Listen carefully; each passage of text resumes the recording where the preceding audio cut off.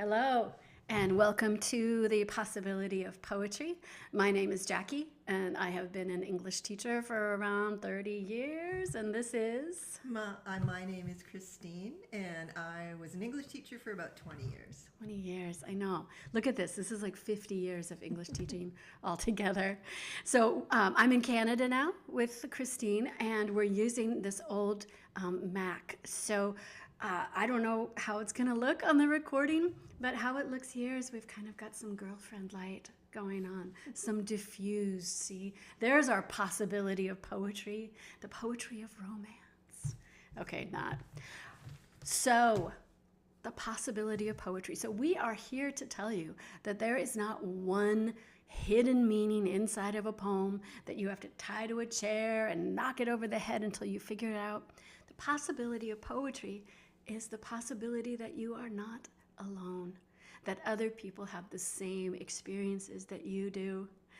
Today, we are looking at the possibility of recognizing yourself, your place in this amazing dance of human existence. So I want to connect this back to some of the other poems that we've talked about. So we talked about the Emperor of Ice Cream, and we looked a lot at imagery in that one. Remember? The roller of big cigars, the muscular one, who whips in kitchen cups concupiscent curds. Ooh! And we talked about alliteration, right? That same sound at the beginning. But the first stanza, if you remember, was that this roller of big cigars and wenches and boys bringing flowers in last month's newspaper. And then the second stanza was about death. It was take from the dresser of deal, that sheet on which she embroidered fantails once, and cover it so as to and spread it so as to cover her face. Right? It's a shroud. So in that poem, we were looking at the possibility of understanding the dance of human existence, right? To start with sexy milk and to move into you're lying cold and dead. And then this poem that we're going to be looking at today, this possibility today, is more of looking at communities, like how you are part of that dance of human existence. And again, how it hasn't changed. So like this, like when we did We Wear the Mask, remember? And we looked at, we didn't even look at who had written it and what it was about. Instead, we started by connecting to our own lives, right? We looked at, like, with torn and bleeding hearts, we smile and mouth with myriad subtleties, right? And remember, that was synecdoche, right? That we said mouth instead of talk, just to give it another image, to give it a little more oomph. But that we wear the mask that grins and lies, and how we do that in our own lives, how we often can't be our true selves. And then it was revealed that it was written by a person who was formerly enslaved. And so through that, right, that possibility of poetry is that empathy, that super different circumstances, different places, different times, different colors, we're having the same experience as humans. So that's another thing that this poem is going to talk about today. And that's going to be our possibility. So let's see. So we have a tarot card. This one is, and I'm going to put it up right here. The Eight of Cups. And here's the beauty of this one. It works both upright and reversed. So the Eight of Cups is about emotional withdrawal. It is about maybe it's time to walk away from a bad situation or a bad relationship, something that is not serving you. And you're going to see this in this wonderful poem. But reversed, it works as well, because reversed is hesitating. Maybe you should give it one more chance. Give it one more chance to work out. You know what? You're going to get to decide. After the poem is over, you can decide whether it should be upright, that you should leave the situation, or should be reversed, that you should give it one more try. But ultimately, you're making your meaning. You're making your connection with this poem. That's what it's all about. And if you get one thing out of it, win. If you get nothing out of it, thank you so much for your time. I'm so glad that you're here and that you experienced it with us. So don't worry. There's not one meaning you're supposed to get out of it. You're not supposed to get it. You're just supposed to experience. Christine's agreeing with me. I see that. So she is going to be doing the reading today. So remember, this is how we do it, that she is going to read it once through, and you can close your eyes if you want to get all hippy-dippy, or just listen. Don't close your eyes if you're driving. Or just listen, or, whatever. But don't worry. Just let things kind of flow over you. And then she's going to pause. And then she's going to read it again. And maybe some of the same things are going to stick out for you. Maybe different things are going to stick out for you. Maybe nothing's going to stick out for you. And then we're going to have a little discussion this time. Instead of just me talking about the poem, we're going to have a little discussion. One thing I want you to look for while we're doing this is something called an extended metaphor. Big words that just mean, not just mean. So a metaphor, let's start there. So a metaphor, Christine came up with a good one a minute ago. She said, the road is a ribbon of moonlight. See, and this works with the girlfriend light. The road is a ribbon of moonlight. So it's basically comparing two unlike things that have similar qualities. And I'm sure you use them all the time, and I'm sure you've heard them all the time. Extended metaphor is that same thing, comparing two things that are unlike but have similar qualities, except you're going to see it all the way through the poem. You're going to get it. All right. Are you ready? Christine's ready. Okay. Crow Song. In the arid sun, over the field where the corn has rotted and then dried up, you flock and squabble. Not much here for you, my people, but there would be, if. In my austere black uniform, I raised the banner which decreed hope and which did not succeed, and which is not allowed. Now I must confront the angel who says win, who tells me to wave any banner that you will follow. For you ignore me, my baffled people. You have been through too many theories, too many stray bullets. Your eyes are gravel, skeptical. In this hard field, you pay attention only to the rhetoric of seed, fruit, stomach, elbow. You have too many leaders.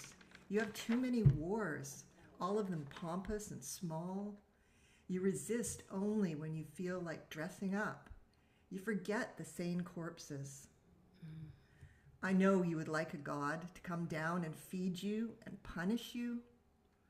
That overcoat on sticks is not alive. There are no angels but the angels of hunger, prehensile and soft as gullets. Watching you, my people, I become cynical. You have defrauded me of hope and left me alone with politics.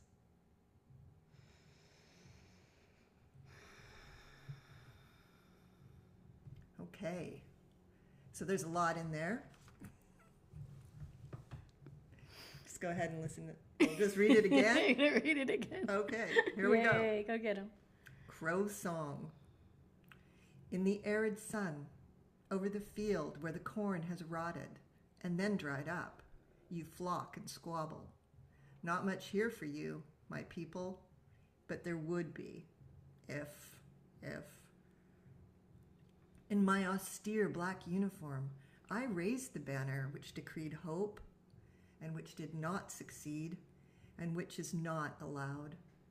Now I must confront the angel who says win, who tells me to wave any banner that you will follow.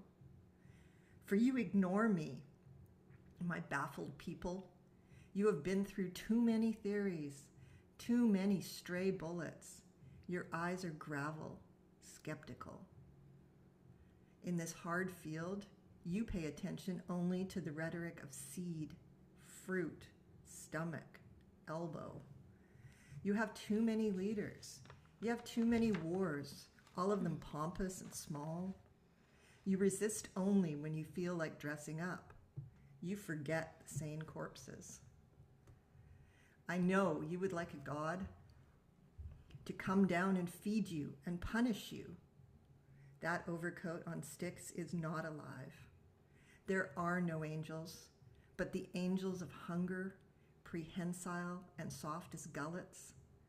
Watching you, my people, I become cynical. You have defrauded me of hope and left me alone with politics.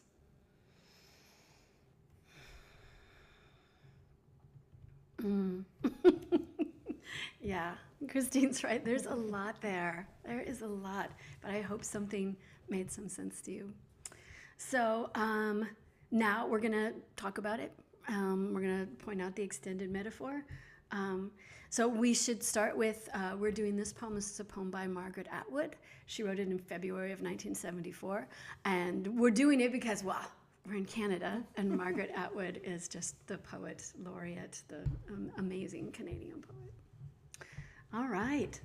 So it starts with the metaphor. It starts right in there, and it puts you someplace, right? It puts you in the arid sun over the field where corn has rotted and then dried up.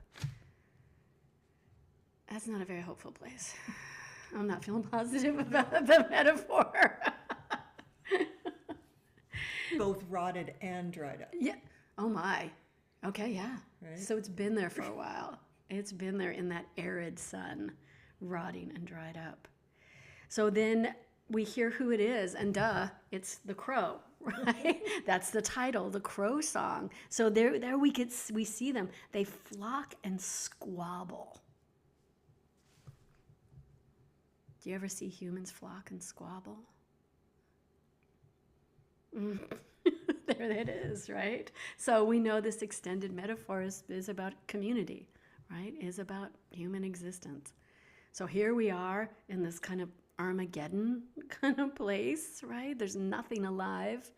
And here are the crows, here are the people flocking and squabbling. Not much here for you, my people. To be said, yeah, got it. There's not much here. Rotted and dried.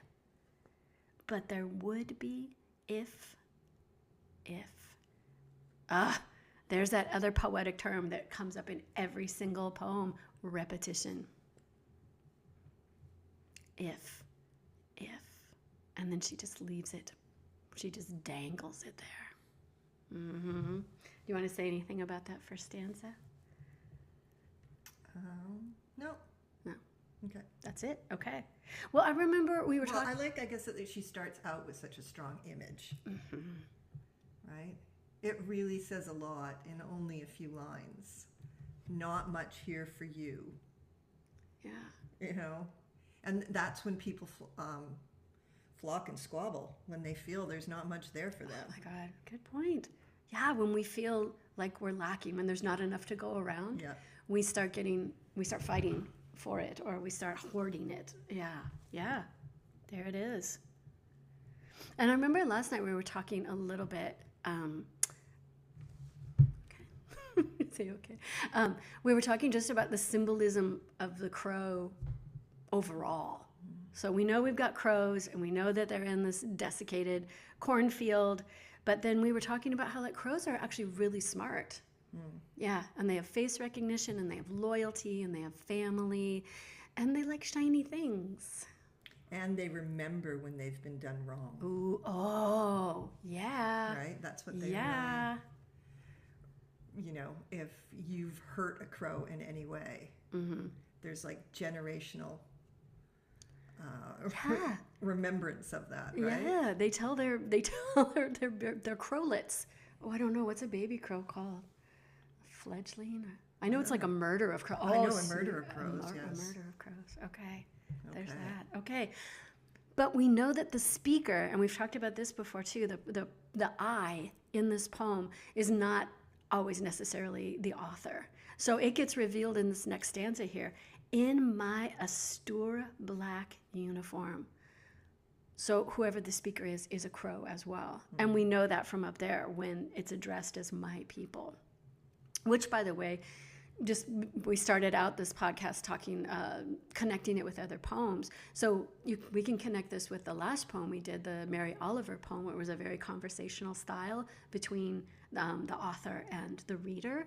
And this is also that conversational style, but it's within that metaphor.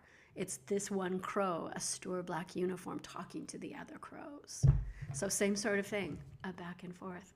But when I first read this line, all I could think of, a Stour black uniform, all I could think of was Gestapo. Yeah. Yeah, that was the image that came. Yeah, the bad guys are always in black uniform. It's true.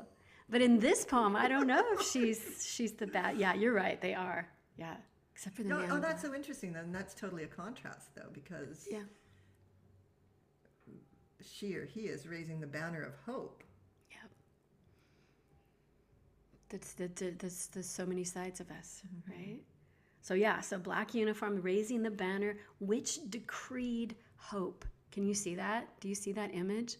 I see, I just see like a big thing, and it's just written in crow writing. Hope. Oh, yay! But, oh my gosh, it didn't work. And which did not succeed, and not even not succeed, which was not allowed. Not even allowed. Ooh, I'm thinking of lots of things now. Things that are not allowed. Oh my Lord. So many banning books, banning this. Cancel culture, not allowed. Now I must confront the angel who says, win. So you can see that banner being scrubbed out. It doesn't say hope anymore. It says win. Who tells me to wave any banner that you will follow. Ouch. So we were talking about what that angel was. Yeah, when I first listened to this and read it, I was really confused as, okay, who is this angel? But then later on in the poem, it references who the angel is. Hear this angel, because it refers to appetites. And we are trying to win over our appetites. We're in struggle with our appetites, and our hunger, not just for food, but for community and for acceptance. And we're trying to win. But win implies that there's a competition. Yeah. There you go. But that's back to that first stanza where they're in that terrible cornfield and they're squawking, they're flocking and squabbling because there isn't enough. Yeah. So so they have to win. They have to win. Yeah. So there it is. So it's an angel, but it's not capitalized. So I'm wondering if it's like angel, religious angel, or Anyway, we'll get back to it. So then the crow, for you ignore me, my baffled people. Not stupid, not any, just baffled, like you're not getting it. You don't understand. You've been through too many theories, too many stray bullets. So then remember, I don't know if you remember, that was an anaphora, like when sentences begin with the first phrase. Too many theories, too many stray bullets. So I love that because it's like theories is something ethereal, right? It's just something you can think about. But a stray bullet, that's concrete. That's going through your body. Again, right? Like we're talking about the hunger. Like this is about your body and keeping your body safe. Your eyes are gravel, skeptical. I'm sorry, I just love that. The gravel. Yeah, it's such great imagery. And Margaret Atwood often has this really great imagery with really simple, ordinary words. You know, you can imagine those eyes. Gravel. Okay. All right. So she's grounding us again. In this hard field, you pay attention only to the rhetoric of seed, fruit, stomach, elbow.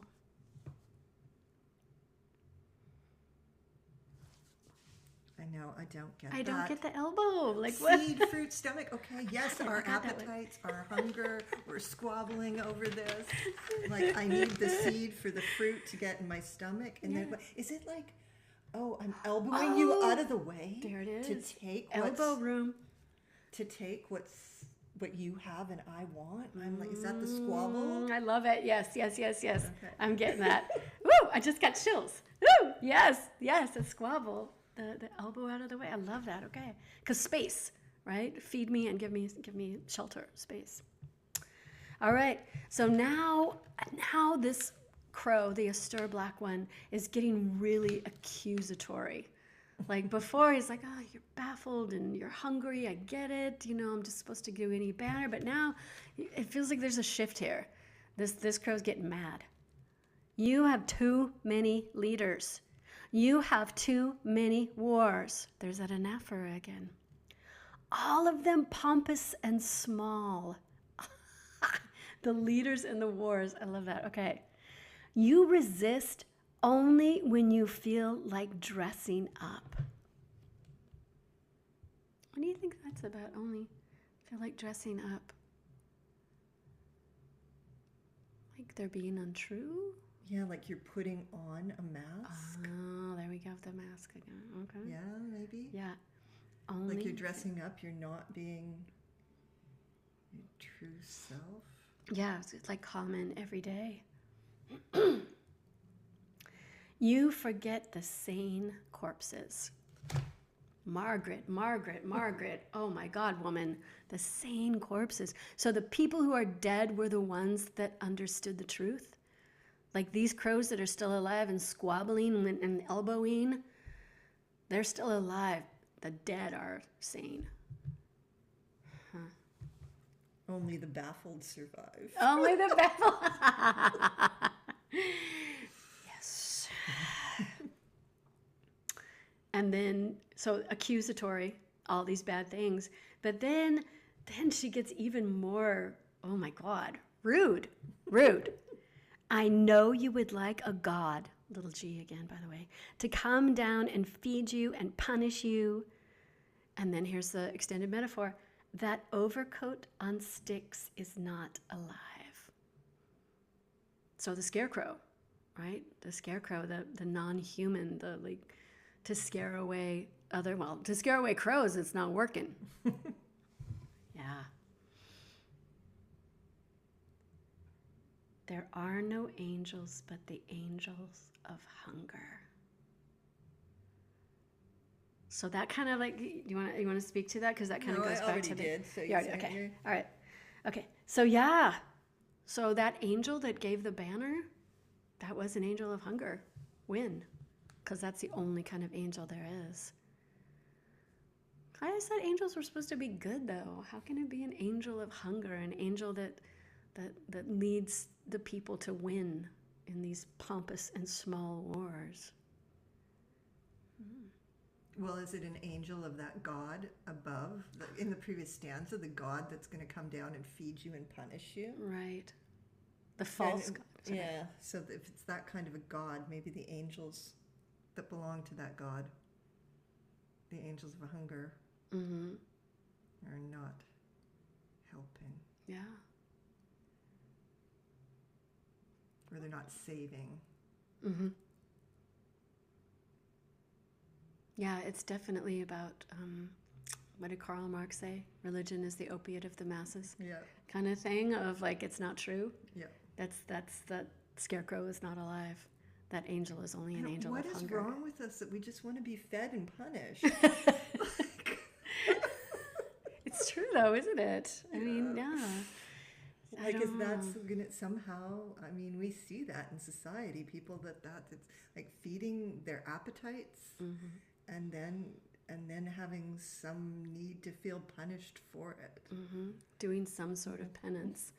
They give to charity, they confess their sins, yeah. We do. Ages and ages. Okay.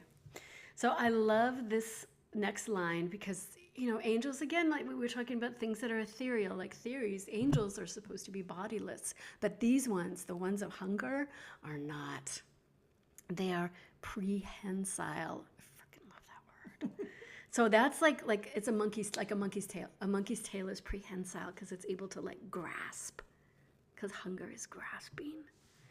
And soft as gullets. So gullet is like your esophagus, like food coming down. So it's like a flipped over turtle. It's just like that's what this angel of hunger is. It's grasping, but it's so vulnerable. It's so raw. Soft as a gullet. Oof. More chills. More chills. Okay. All right. Watching. Okay, the final. Dun dun. Here's what we're going to do, and here's the Eight of Cups. Watching you, my people, I become cynical. You have defrauded me of hope and left me alone with politics. So there's no hope in politics. Politics is just as false as the scarecrow god. Politics is just squabbling. Yes, there it is. Yeah, you don't go for something higher. You don't go for something real. You go for just what's in front of you and feeding your hungers. Eight of Cups. So it's interesting you've defrauded me of hope. Oh, yeah. Defraud. So defraud. That's more like, to me, that's more blame. Like now it's like, yeah, I've become not just that I'm disappointed that you don't have hope or you've let me down. No, you defrauded me. Yeah. Because that's deliberate, isn't it? Yes. They're not baffled anymore. Yeah. You actively defrauded me of hope by doing what so you're that's doing. a really interesting choice of word there. I love that. Yes. Oof. That's Margaret Atwood.